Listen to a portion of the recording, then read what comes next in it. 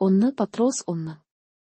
യേശുക്രിസ്തുവിന്റെ അപ്പോസ്തലനായ പത്രോസ് പൊന്തോസിലും ഗലാത്യയിലും കപ്പദോക്യയിലും ആസ്യയിലും ബിഥുന്യയിലും ചിതറിപ്പാർക്കുന്ന പരദേശികളും പിതാവായ ദൈവത്തിന്റെ മുന്നറിവിനു ഒത്തവണ്ണം ആത്മാവിന്റെ വിശുദ്ധീകരണം പ്രാപിച്ചു അനുസരണം കാണിപ്പാനും യേശുക്രിസ്തുവിന്റെ രക്തത്താൽ തളിക്കപ്പെടുവാനുമായി വൃതന്മാരുമായവർക്കു എഴുതുന്നതു നിങ്ങൾക്ക് കൃപയും സമാധാനവും വർദ്ധിക്കുമാറാകട്ടെ.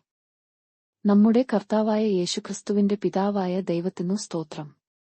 അവൻ മരിച്ചവരുടെ ഇടയിൽ നിന്നുള്ള യേശുക്രിസ്തുവിന്റെ പുനരുത്ഥാനത്താൽ തന്റെ കരുണാധിക്യപ്രകാരം നമ്മെ ജീവനുള്ള പ്രത്യാശയ്ക്കായി അന്ത്യകാലത്തിൽ വെളിപ്പെടുവാൻ ഒരുങ്ങിയിരിക്കുന്ന രക്ഷയ്ക്കു വിശ്വാസത്താൽ ദൈവശക്തിയിൽ കാക്കപ്പെടുന്ന നിങ്ങൾക്കു വേണ്ടി സ്വർഗ്ഗത്തിൽ സൂക്ഷിച്ചിരിക്കുന്നതും ക്ഷയം, മാലിന്യം, വാട്ടം എന്നിവ ഇല്ലാത്തതുമായ അവകാശത്തിനായി തന്നെ വീണ്ടും ജനിപ്പിച്ചിരിക്കുന്നു. അതിൽ നിങ്ങൾ ഇപ്പോൾ അല്പനേരത്തേക്ക് നാനാപരീക്ഷകളാൽ ദുഃഖിച്ചിരിക്കേണ്ടിവന്നാലും ആനന്ദിക്കുന്നു. അഴിഞ്ഞുപോകുന്നതും തീയിൽ ശോധന കഴിക്കുന്നതുമായ പൊന്നിനേക്കാൾ നിങ്ങളുടെ വിശ്വാസത്തിന്റെ പരിശോധന വിലയേറിയതു എന്നു യേശുക്രിസ്തുവിന്റെ പ്രത്യക്ഷതയിൽ പുകഴ്ചയ്ക്കും തേജസ്സിനും മാനത്തിനുമായി കാൺമാൻ അങ്ങനെ ഇടവരും. അവനെ നിങ്ങൾ കണ്ടിട്ടില്ലെങ്കിലും സ്നേഹിക്കുന്നു, ഇപ്പോൾ കാണാതെ വിശ്വസിച്ചുകൊണ്ടു നിങ്ങളുടെ വിശ്വാസത്തിന്റെ അന്ധമായ ആത്മരക്ഷ പ്രാപിക്കുകയും പറഞ്ഞുതീരാത്തതും മഹിമയുള്ളതുമായ സന്തോഷത്തോടെ ആനന്ദിക്കുകയും ചെയ്യുന്നു. നിങ്ങൾക്കു വരുവാനിരിക്കുന്ന കൃപയെക്കുറിച്ചു പ്രവചിച്ച പ്രവാചകന്മാർ ഈ രക്ഷയെ ആരാഞ്ഞു അന്വേഷിച്ചിരുന്നു. അവരിലുള്ള ക്രിസ്തുവിൻ ആത്മാവ് ക്രിസ്തുവിനു വരേണ്ടിയ കഷ്ടങ്ങളെയും പിൻവരുന്ന മഹിമയെയും മുമ്പിൽ കൂട്ടി സാക്ഷീകരിച്ചപ്പോൾ സൂചിപ്പിച്ച സമയം ഏതോ എങ്ങനെയുള്ളതോ എന്നു പ്രവാചകന്മാർ ആരാഞ്ഞു നോക്കി. തങ്ങൾക്കായിട്ടല്ല നിങ്ങൾക്കായിട്ടത്രേ തങ്ങൾ ശുശ്രൂഷ ചെയ്യുന്നു എന്നു അവർക്ക് വെളിപ്പെട്ടു. സ്വർഗ്ഗത്തിൽ നിന്നു അയച്ച പരിശുദ്ധാത്മാവിനാൽ നിങ്ങളോട് സുവിശേഷം അറിയിച്ചവർ അതു ഇപ്പോൾ നിങ്ങളെ ഗ്രഹിപ്പിച്ചിരിക്കുന്നു. അതിലേക്ക് ദൈവദൂതന്മാരും കുനിഞ്ഞു നോക്കുവാൻ ആഗ്രഹിക്കുന്നു. ആകയാൽ നിങ്ങളുടെ മനസ്സ് ഉറപ്പിച്ചു നിർമ്മതരായി യേശുക്രിസ്തുവിന്റെ പ്രത്യക്ഷതയെങ്കിൽ നിങ്ങൾക്ക് വരുവാനുള്ള കൃപയിൽ പൂർണ്ണ പ്രത്യാശ വെച്ചുകൊള്ളുവിൻ. പണ്ടു നിങ്ങളുടെ അജ്ഞാനകാലത്തു ഉണ്ടായിരുന്ന മോഹങ്ങളെ മാതൃകയാക്കാതെ നിങ്ങളെ വിളിച്ച വിശുദ്ധനു ഒത്തവണ്ണം അനുസരണമുള്ള മക്കളായി എല്ലാ നപ്പിലും വിശുദ്ധരാകുവിൻ. ഞാൻ വിശുദ്ധൻ ആകയാൽ നിങ്ങളും വിശുദ്ധരായിരിപ്പിൻ എന്നു എഴുതിയിരിക്കുന്നുവല്ലോ. മുഖപക്ഷം കൂടാതെ ഓരോരുത്തന്റെ പ്രവൃത്തിക്ക് തക്കവണ്ണം ന്യായം വിധിക്കുന്നവനെ നിങ്ങൾ പിതാവു എന്നു വിളിക്കുന്നു എങ്കിൽ നിങ്ങളുടെ പ്രവാസകാലം ഭയത്തോടെ കഴിപ്പിൻ. വ്യർത്ഥവും പിതൃപാരമ്പര്യവുമായുള്ള നിങ്ങളുടെ നടപ്പിൽ നിന്നു നിങ്ങളെ വീണ്ടെടുത്തിരിക്കുന്നതു പൊന്നു, വെള്ളി മുതലായ അഴിഞ്ഞുപോകുന്ന വസ്തുക്കളെ കൊണ്ടല്ല, ക്രിസ്തു എന്ന നിർദോഷവും നിഷ്കളങ്കവുമായ കുഞ്ഞാടിന്റെ വിലയേറിയ രക്തം കൊണ്ടത്രേ എന്നു നിങ്ങൾ അറിയുന്നുവല്ലോ. അവൻ ലോകസ്ഥാപനത്തിനു മുമ്പേ മുന്നറിയപ്പെട്ടവനും അവൻ മുഖാന്തരം ദൈവത്തിൽ വിശ്വസിക്കുന്ന നിങ്ങൾ നിമിത്തം ഈ അന്ത്യകാലത്തു വെളിപ്പെട്ടവനും ആകുന്നു. നിങ്ങളുടെ വിശ്വാസവും പ്രത്യാശയും ദൈവത്തിൽ വെച്ചുകൊള്ളേണ്ടതെന്നു ദൈവം അവനെ മരിച്ചവരുടെ ഇടയിൽ നിന്നു എഴുന്നേൽപ്പിച്ചു, അവനു തേജസ്സു കൊടുത്തുമിരിക്കുന്നു. എന്നാൽ സത്യം അനുസരിക്കയാൽ നിങ്ങളുടെ ആത്മാക്കളെ നിർവ്യാജമായ സഹോദരപ്രീതിക്കായി നിർമ്മലീകരിച്ചിരിക്കുകൊണ്ടു ഹൃദയപൂർവ്വം അന്യോന്യം ഉറ്റു സ്നേഹിപ്പിൻ. കെടുന്ന ബീജത്താലല്ല, കെടാത്തതിനാൽ ജീവനുള്ളതും നിലനിൽക്കുന്നതുമായ ദൈവവചനത്താൽ തന്നെ നിങ്ങൾ വീണ്ടും ജനിച്ചിരിക്കുന്നു. സകലജലവും പുല്ലുപോലെയും അതിന്റെ ഭംഗി എല്ലാം പുല്ലിന്റെ പൂപോലെയും ആകുന്നു. പുല്ലുവാടി പൂവുതിർന്നുപോയി, കർത്താവിന്റെ വചനമോ എന്നേക്കും നിലനിൽക്കുന്നു. അതു ആകുന്നു നിങ്ങളോട് പ്രസംഗിച്ച വചനം. 1 പത്രോസ് 2. ആകയാൽ സകലദുഷ്ടതയും എല്ലാ ചതിവും വ്യാജഭാവവും അസൂയയും എല്ലാ നുണയും നീക്കിക്കളഞ്ഞു ഇപ്പയാൽ ജനിച്ച ശിശുക്കളെപ്പയാലെ രക്ഷയ്ക്കായി വളരുവാൻ വചനം എന്ന മായമില്ലാത്ത പാൽ കുടിപ്പാൻ വാഞ്ചിപ്പിൻ. കർത്താവ് ദയാലു എന്ന് നിങ്ങൾ ആസ്വദിച്ചിട്ടുണ്ടല്ലോ. മനുഷ്യർ തള്ളിയതെങ്കിലും ദൈവസന്നിധിയിൽ ശ്രേഷ്ഠവും മാന്യവുമായ ജീവനുള്ള കല്ലായി അവന്റെ അടുക്കൽ വന്നിട്ടു. നിങ്ങളും ജീവനുള്ള കല്ലുകൾ എന്നപയാലെ ആത്മികർഹമായി യേശുക്രിസ്തു മുഖാന്തരം ദൈവത്തിനു പ്രസാദമുള്ള ആത്മികയാഗം കഴിപ്പാന്തക്ക വിശുദ്ധപുരയാഹിതവർഗമാകേണ്ടതെന്നു പണിയപ്പെടുന്നു. ഞാൻ ശ്രേഷ്ഠവും മാന്യവുമായൊരു മൂലക്കല്ല് സീയാനിൽ ഇടുന്നു, അവനിൽ വിശ്വസിക്കുന്നവൻ ലജ്ജിച്ചുപയാകയില്ല എന്നു തിരുവെഴുത്തിൽ കാണുന്നുവല്ലോ. വിശ്വസിക്കുന്ന നിങ്ങൾക്കു ആ മാന്യതയുണ്ടു. വിശ്വസിക്കാത്തവർക്കെയാ വീട് പണിയുന്നവർ തള്ളിക്കളഞ്ഞ കല്ലു തന്നെ മൂലക്കല്ലും ഇടർച്ചക്കല്ലും തടങ്ങൽ പാറയുമായി തീർന്നു. അവർ വചനം അനുസരിക്കായ്കയാൽ ഇടറിപ്പയാകുന്നു, അതിന്നു അവരെ വെച്ചുമിരിക്കുന്നു. നിങ്ങളെ അന്ധകാരത്തിൽ നിന്നു തന്റെ അത്ഭുത പ്രകാശത്തിലേക്ക് നിങ്ങളെ വിളിച്ചവന്റെ സൽഗുണങ്ങളെ ഖേയാശിപ്പാന്തക്കവണ്ണം തിരഞ്ഞെടുക്കപ്പെട്ട ഒരു ജാതിയും രാജകീയ പുരയാഹിതവർഗവും വിശുദ്ധവംശവും സ്വന്തജനവും ആകുന്നു.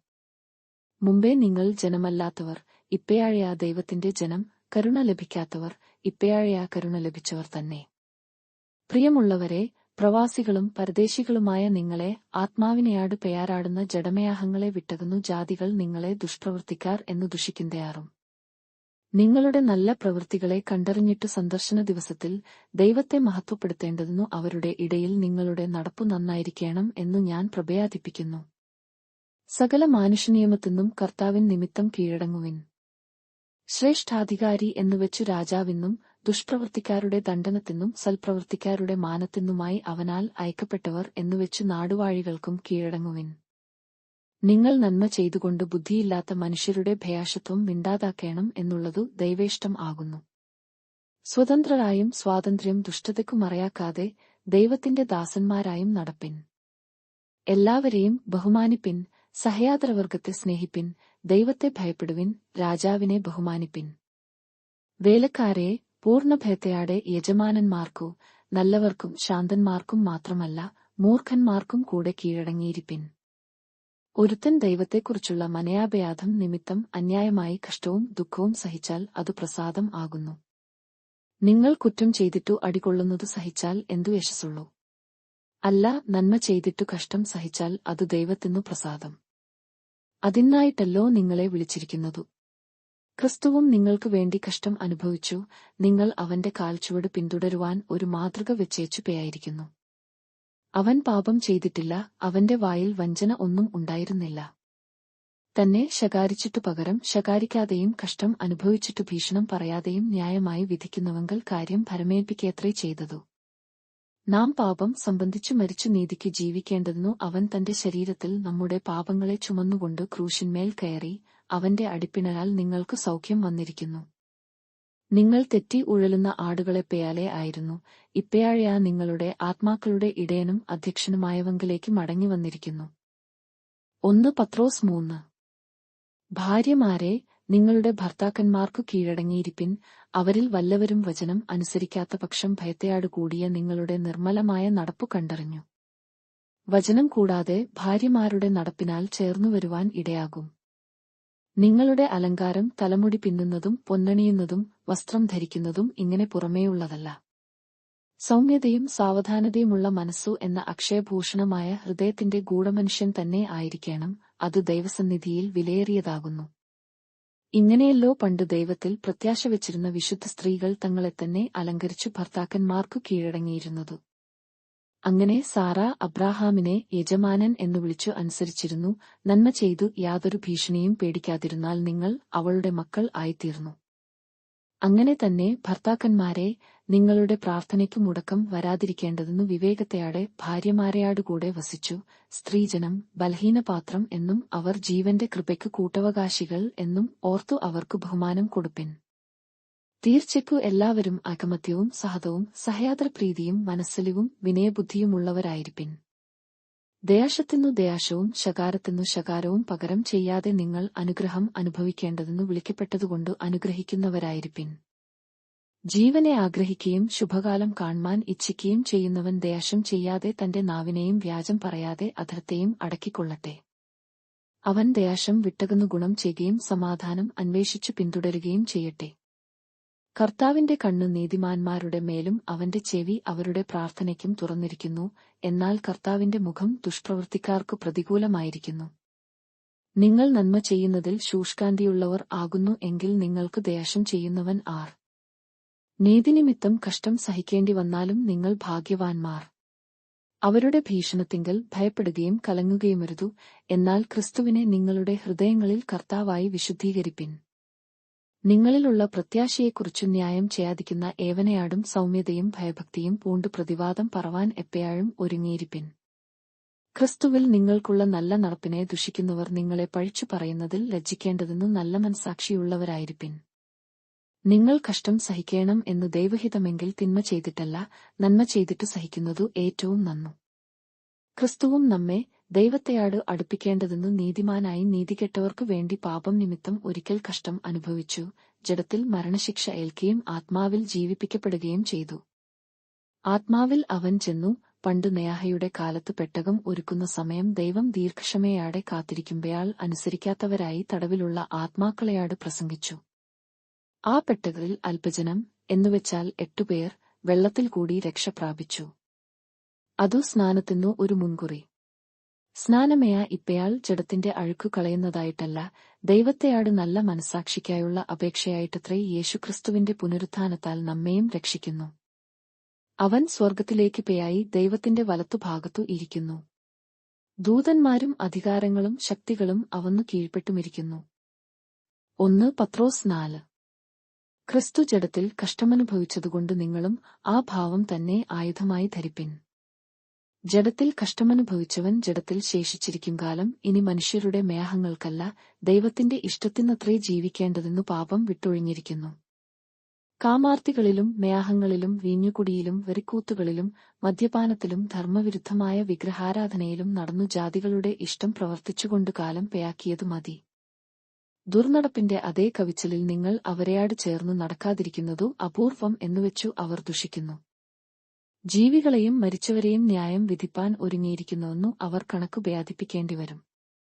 ഇതിനായിട്ടല്ലോ മരിച്ചവരെയാടും സുവിശേഷം അറിയിച്ചതു. അവർ ജഡസംബന്ധമായി മനുഷ്യരെപ്പയാലെ വിധിക്കപ്പെടുകയും ആത്മാവു സംബന്ധമായി ദൈവത്തിനൊത്തവണ്ണം ജീവിക്കുകയും ചെയ്യേണ്ടെന്നു തന്നെ. എന്നാൽ എല്ലാറ്റിന്റെയും അവസാനം സമീപിച്ചിരിക്കുന്നു. ആകയാൽ പ്രാർത്ഥനയ്ക്ക് സുബയാധമുള്ളവരും നിർമ്മതരുമായിരിപ്പിൻ. സകലത്തിനും മുമ്പേ തമ്മിൽ ഉറ്റ സ്നേഹം ഉള്ളവരായിരിപ്പിൻ. സ്നേഹം പാപങ്ങളുടെ ബഹുത്വത്തെ മറയ്ക്കുന്നു. പിറുപിറുപ്പു കൂടാതെ തമ്മിൽ അതിഥിസൽക്കാരം ആചരിപ്പിൻ. ഓരോരുത്തന്നു വരം ലഭിച്ചതുപയാലെ വിവിധമായുള്ള ദൈവകൃപയുടെ നല്ല ഗൃഹവിചാരകന്മാരായി അതിനെക്കൊണ്ടു അന്യോന്യം ശുശ്രൂഷിപ്പിൻ. ഒരുത്തൻ പ്രസംഗിക്കുന്നു എങ്കിൽ ദൈവത്തിന്റെ അരുളപ്പാട് പ്രസ്താവിക്കുന്നു എന്നപയാലെയും ഒരുത്തൻ ശുശ്രൂഷിക്കുന്നു എങ്കിൽ ദൈവം നൽകുന്ന പ്രാപ്തിക്ക് ഒത്തവണ്ണവും ആകട്ടെ. എല്ലാറ്റിലും ദൈവം യേശുക്രിസ്തു മൂലം മഹത്വപ്പെടുവാൻ ഇടവരട്ടെ. മഹത്വവും ബലവും എന്നേക്കും അവനുള്ളതു. ആമേൻ. പ്രിയമുള്ളവരെ, നിങ്ങൾക്കു പരീക്ഷയ്ക്കായി സംഭവിച്ചിരിക്കുന്ന അഗ്നിശയാതനെങ്കിൽ ഒരു അപൂർവകാര്യം നിങ്ങൾക്കു വന്നുകൂടി എന്നുവച്ചു അതിശയിച്ചു പേയാകരുതു. ക്രിസ്തുവിന്റെ കഷ്ടങ്ങൾക്കു പങ്കുള്ളവരാകുന്തയാറും സന്ദേശിച്ചുകൊള്ളുവിൻ. അങ്ങനെ നിങ്ങൾ അവന്റെ തേജസ്സിന്റെ പ്രത്യക്ഷതയിൽ ഉല്ലസിച്ചാനന്ദിപ്പാൻ ഇടവരും. ക്രിസ്തുവിന്റെ നാമം ഹേതുവായി നിന്ദ സഹിക്കേണ്ടിവന്നാൽ നിങ്ങൾ ഭാഗ്യവാന്മാർ. മഹത്വത്തിന്റെ ആത്മാവായ ദൈവാത്മാവു നിങ്ങളുടെ മേൽ ആവസിക്കുന്നുവല്ലോ. നിങ്ങളിൽ ആരും കുലപാതകനെയാ കള്ളനെയാ ദുഷ്പ്രവൃത്തിക്കാരനെയാ ആയിട്ടല്ല കഷ്ടം സഹിക്കേണ്ടതു, പരകാര്യത്തിൽ ഇടപെടുന്നവനായിട്ടുമല്ല. ക്രിസ്ത്യാനിയായിട്ടു കഷ്ടം സഹിക്കേണ്ടിവന്നാലെയാ ലജ്ജിക്കരുതു. ഈ നാമം ധരിച്ചിട്ടു ദൈവത്തെ മഹത്വപ്പെടുത്തുകയത്രേ വേണ്ടതു. ന്യായവിധി ദൈവഗൃഹത്തിൽ ആരംഭിപ്പാൻ സമയമായല്ലോ. അതു നമ്മിൽ തുടങ്ങിയാൽ ദൈവത്തിന്റെ സുവിശേഷം അനുസരിക്കാത്തവരുടെ അവസാനം എന്താകും? നീതിമാൻ പ്രയാസേന രക്ഷപ്രാപിക്കുന്നു എങ്കിൽ അഭക്തന്റെയും പാപിയുടെയും ഗതി എന്താകും? അതുകൊണ്ട് ദൈവേഷ്ടപ്രകാരം കഷ്ടം സഹിക്കുന്നവർ നന്മ ചെയ്തുകൊണ്ട് തങ്ങളുടെ പ്രാണനെ വിശ്വസ്തനായ സ്രഷ്ടാവിങ്കൽ ഭരമേൽപ്പിക്കട്ടെ. 1 പത്രോസ് 5. നിങ്ങളിലുള്ള മൂപ്പന്മാരെ ഒരു കൂട്ടുമൂപ്പനും ക്രിസ്തുവിന്റെ കഷ്ടാനുഭവത്തിനു സാക്ഷിയും വെളിപ്പെടുവാനുള്ള തേജസ്സിനു കൂട്ടാളിയുമായ ഞാൻ പ്രഭയാദിപ്പിക്കുന്നതു. നിങ്ങളുടെ വിചാരണയിലുള്ള ദൈവത്തിന്റെ ആട്ടിൻകൂട്ടത്തെ മേയിച്ചുകൊള്ളുവിൻ. നിർബന്ധത്താലല്ല, ദൈവത്തിനു ഹിതമാവണ്ണം മൻപൂർവമായും ദുരാഗ്രഹത്തെയാടെയല്ല. ഉന്മേഷത്തെയാടെയും ഇടവകകളുടെ മേൽ കർത്തൃത്വം നടത്തുന്നവരായിട്ടല്ല, ആട്ടിൻകൂട്ടത്തിനു മാതൃകളായി തീർന്നുകൊണ്ടും അധ്യക്ഷ ചെയ്വിൻ. എന്നാൽ ഇടയശ്രേഷ്ഠൻ പ്രത്യക്ഷനാകുമ്പയാൾ നിങ്ങൾ തേജസ്സിന്റെ വാടാത്ത കിരീടം പ്രാപിക്കും. അവണ്ണം ഇളയവരെ മൂപ്പന്മാർക്കു കീഴടങ്ങുവിൻ. എല്ലാവരും തമ്മിൽ തമ്മിൽ കീഴടങ്ങി താഴ്മ ധരിച്ചുകൊള്ളുവിൻ. ദൈവം നിഗളികളെയാടു എതിർത്തു നിൽക്കുന്നു, താഴ്മയുള്ളവർക്കെയാ കൃപ നൽകുന്നു. അതുകൊണ്ടു അവൻ തക്കസമയത്ത് നിങ്ങളെ ഉയർത്തുവാൻ ദൈവത്തിന്റെ ബലമുള്ള കൈക്കീഴ് താണിരിപ്പിൻ. അവൻ നിങ്ങൾക്കായി കരുതുന്നതാകയാൽ നിങ്ങളുടെ സകല ചിന്താകുലവും അവന്റെ മേൽ ഇട്ടുകൊള്ളുവിൻ. നിർമ്മതരായിരിപ്പിൻ, ഉണർന്നിരിപ്പിൻ. നിങ്ങളുടെ പ്രതിയാഗിയായ പിശാചു അലറുന്ന സിംഹം എന്നപയാലെ ആരെ വിഴുങ്ങേണ്ടു എന്നു തിരിഞ്ഞു ചുറ്റി നടക്കുന്നു. ലയാഗത്തിൽ നിങ്ങൾക്കുള്ള സഹയാദരവർഗത്തിനു ആവ കഷ്ടപ്പാടുകൾ തന്നെ പൂർത്തിയായി വരുന്നു എന്നറിഞ്ഞു വിശ്വാസത്തിൽ സ്ഥിരമുള്ളവരായി അവനെയാടു എതിർത്തു നിൽപ്പിൻ. എന്നാൽ അല്പകാലത്തേക്ക് കഷ്ടം സഹിക്കുന്ന നിങ്ങളെ ക്രിസ്തുവിൽ തന്റെ നിത്യതേജസ്സിനായി വിളിച്ചിരിക്കുന്ന സർവകൃപാലുവായ ദൈവം തന്നെ യഥാസ്ഥാനപ്പെടുത്തി ഉറപ്പിച്ചു ശക്തീകരിക്കും. ബലം എന്നേക്കും അവനുള്ളതു. ആമേൻ. നിങ്ങളെ പ്രഭയാധിപ്പിച്ചും നിങ്ങൾ ഈ നിൽക്കുന്നതു ദൈവത്തിന്റെ സത്യകൃപയിൽ ആകുന്നു എന്നു സാക്ഷീകരിച്ചും കൊണ്ട് ഞാൻ നിങ്ങൾക്ക് വിശ്വസ്തതയാദരൻ എന്നു നിരൂപിക്കുന്ന സിൽവാനോസ് മുഖാന്തരം ചുരുക്കത്തിൽ എഴുതിയിരിക്കുന്നു. നിങ്ങളുടെ സഹവൃതയായ ബാബിലോണിലെ സഭയും എനിക്ക് മകനായ മർക്കൊസും നിങ്ങൾക്ക് വന്ദനം ചൊല്ലുന്നു. സ്നേഹചുംബനത്താൽ തമ്മിൽ വന്ദനം ചെയ്വിൻ. ക്രിസ്തുവിലുള്ള നിങ്ങൾക്കു എല്ലാവർക്കും സമാധാനം ഉണ്ടാകട്ടെ.